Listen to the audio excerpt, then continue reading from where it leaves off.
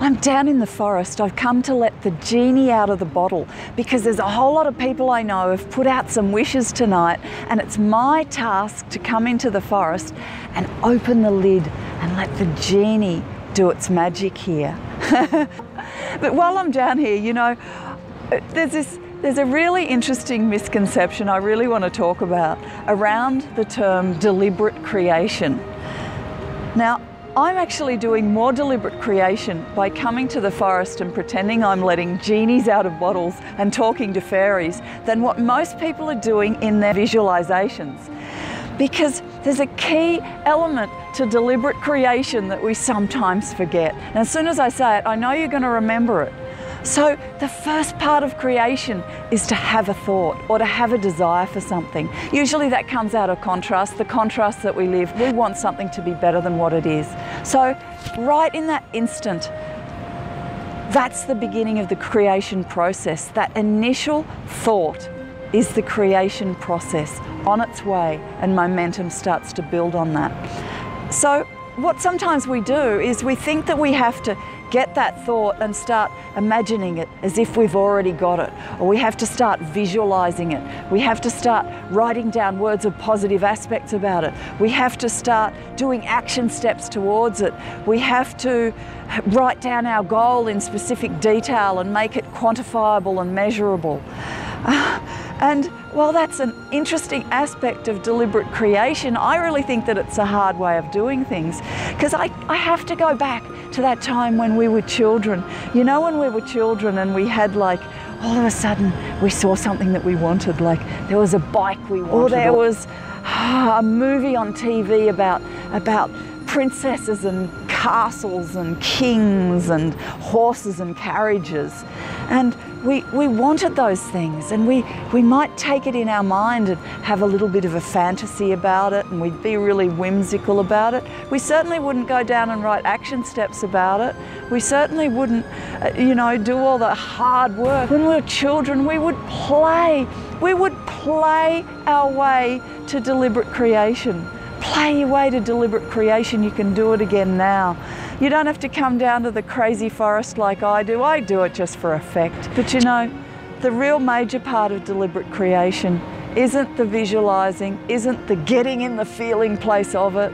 That's just part of the process, the main part of the process, and the one that we could easily just do really quickly every day of our lives for the rest of our lives, is to be in that allowing mode, to relax and allow, the benevolence of the universe to rain down on us, to get in that mode of receiving, to receive all the goodness, to receive what we've already created in thought, in word, in action. The answer, the person, the opportunity can be right in front of us, and we can't see it, we can't feel it, we can't know it unless we're open, unless our hearts are open, unless our minds are open, unless we have activated that part of ourselves that trusts the process, that allows and relaxes and trusts.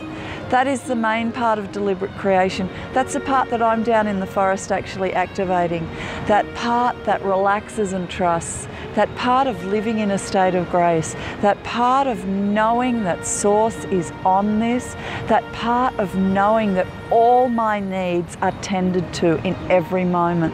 That part of me that knows that it's on its way right now. That part of me that has complete faith in knowing that everybody has the right to receive the things that they've already set into motion. And the only thing we need to do is just relax and allow them. This whole universe thrives on vibration. A thought is one vibration. Feeling is another. But wow, I don't know what else beats the vibration of faith, trust, grace, knowing, love, passion. Nothing creates as powerfully as those. There is not one visualization you can do that will create as powerfully as faith does. The beauty and the wonder and the magic of life, the beauty and the wonder and the magic of deliberate creation itself. You know, as a woman, I understand creation really well because I've had 6 children. So I understand that process of creation. As women, we sort of know that right at that point of birth, it's almost impossible to birth a child unless you go into a complete state of relaxation. When you're birthing a child, that is the way that a child is born into this world. The seed has been planted, our body's done the work. As women, we know this so much easier when we get back to that foundation of what creation really is.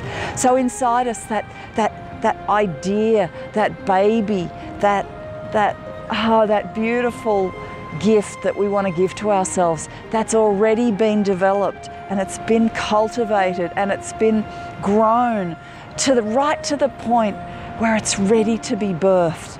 And at that point of birthing, yes, sometimes we do a pushing out, but right at that very moment that a child is born, we have to relax into the fullness of our beings. I've got goosebumps just thinking about it because I have only just realized this metaphor as I'm talking now on this video, and I've just realized the deep power of this metaphor.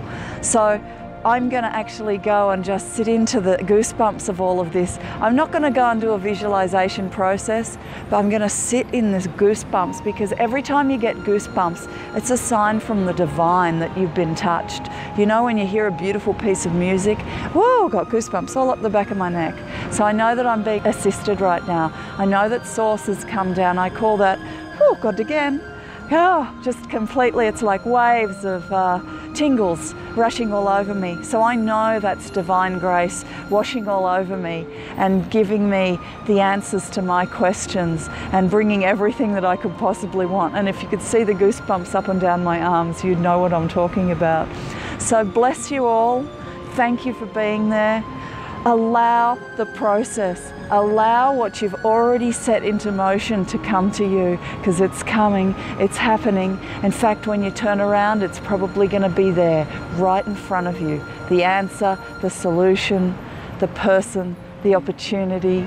And it won't just come in small increments at times like these. When I have this amazing state of grace wash over me, or this amazing divinity, this amazing source come and be with me in this moment. Source is always with us, but when I feel that clear connection, and when I can feel those goosebumps, when I can feel that energy vibrating, and when I can feel myself lift and fall at the same time, it's a real combination. It's a like sinking into the earth and it's a rising into the sky. There's not one is not better than the other.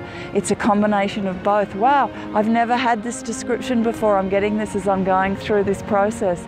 So I'm really glad I got the camera going, because this is one darn priceless thing that's happening right now on the camera, for me to be able to watch back and feel the intense